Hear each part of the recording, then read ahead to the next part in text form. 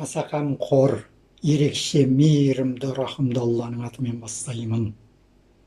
Субханаллах, әлхамдулиллах, Аллаху әкбар, Аллахумма солли ва соллим аля набиинна Мухаммад. Ассаламу алейкум ва рахматуллахи ва баракатух. Қасиетті Ережеп айына да келіп жеттік. Осы қасиетті айлар мен күндерге есен сау жеткізген Алла Тағалаға шүкірлер, мақтау мен мадақтар болсын. Бұл ай Құрандағы Алла Тағаланың харам еткен 4 айының біреуі. Құрандағы Тәуба сүресінің 36 аятында Алла Тағала: расында Алланың қасында көктер мен жерді жаратқалы, Алланың кітабындағы Лаухул Махфуздағы айлардың саны 12. Оның 4-еуі Зулхағда, Зулхиджа, Мұхаррам, Ережеп құрметті айлар. Бұл тура дін. Бұл айларда шектен шығып өздеріңе зұлымдық етпеңдер. Анығында Алланың тақуалармен бірге екенін біліңдер деп бұйырады.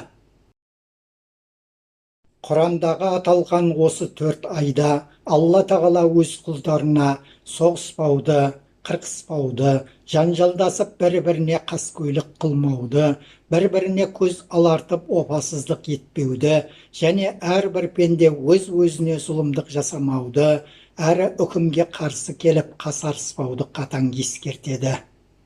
Есесіне, бұл айларда құлдарының жамандық атаулыдан тыйылып, жақсылықтар мен игіліктерге ұмтылып, өзіне құлшылықты күшейтіп, зікір, пікір, истиғфар арқылы, нәпіл оразалар, қайыр ихсан садақалар арқылы еселенген мол сауаптарға ие болғанын қалайды. Алланың мейірімділігі сондай, құлдарының адасып кетпеуі үшін тура жол Құранды түсіріп, сол арқылы бағыт-бағдар беріп түзетеді. Сондай-ақ, кімде-кім Алланың үкімдеріне бағынып, тақуалық етсе, өзі де солармен бірге екенін айтып сүйіншілейді. Ал бағынбаған құлдарына зор азап барында ескертеді. Мәселен, біз міне қасиетті Алланың айы Ережепті қош көңілмен күтіп жүрміз. Ал енді бір топ аға, әпке, іні қарындас бауырларымыз, ұл-қыздарымыз осы қасиетті ай ішіне сәйкес келген 31 желтоқсанды асыға күтіп жүр. Олар 1,5-2 айдан бері сол күнге қызу дайындық үстінде. Қолға түскен қаржыларымен үйлеріне сөмке-сөмке дастархан мәзірін тасынуда. Бар тапқан таянғанын сол күнге арнап шашып тұрып жайнатады. Сол күні түнде шалқытып тойлайды. Ысырапқа душар болады, арақ ішіледі, ешіріп естерінен танады, жанжалдасады, ұрысып керіседі, соңында төбелеседі, бас жарылып көз шығып қабырға сынады. Ату, асу, пышақтау, өртеу, өртену, құлау, бет бұзу, қирату, сындыру дегеннің бәрі түр-түрі адам сенгісіз зұлымдықтар, бүліктер, даулар, опасыздықтар осы күні, осы түні болады.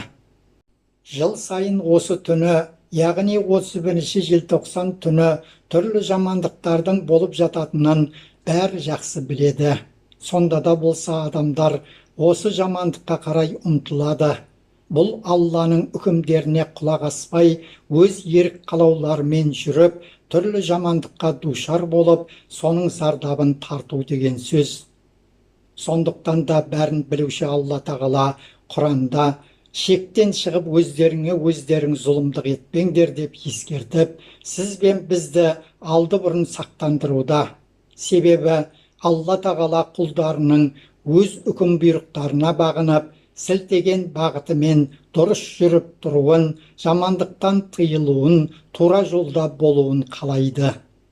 Сондай-ақ Алла елшісі саллаллаху алейхи уассалам бір хадисінде: мен сендерді ышқырларыңнан тартып жібермейін десем де, бірақ сендер қолымнан жұлқып шығып, бейне бір қанаты күйіп, құлаған көбелекше отқа топ-топ түсесіңдер деп, адамдардың дінге бағынбай, өз бетімен іс істеп, соңында қасірет шегетінін мысал етеді.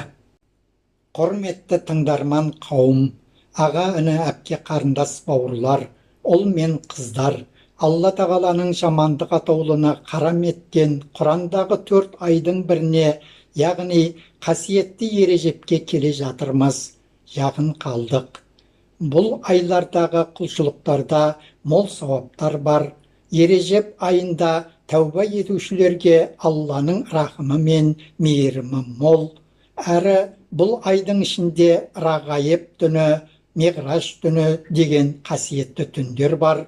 Осы бір Алланың белгілеген ерекше айларында Құдай тағаланың рахметінен құр қалмауды көздейік, жамандықтардан қашып, тәуба етіп, жақсылықтарға қарай ұмтылайық. Мұса ибн Имран, Анас ибн Маликтен жеткен бір хадисте пайғамбарымыз саллаллаху алейхи уассалам, жәннатта бір өзен бар, ол өзеннің аты Ережеп, сүттен ақ, балдан тәтті. Кімде-кім Ережеп айында бір күн ораза тұтса, Алла тағала ол кісіге сол өзеннен сусындатуды нәсіп етеді деген. Баршаңыздың тәубелеріңіз, ғибадат құлшылықтарыңыз, зікір пікірлеріңіз, қосымша ораза намаздарыңыз, дұға тілектеріңіз қабыл болсын. Жақсылықта жарысайық.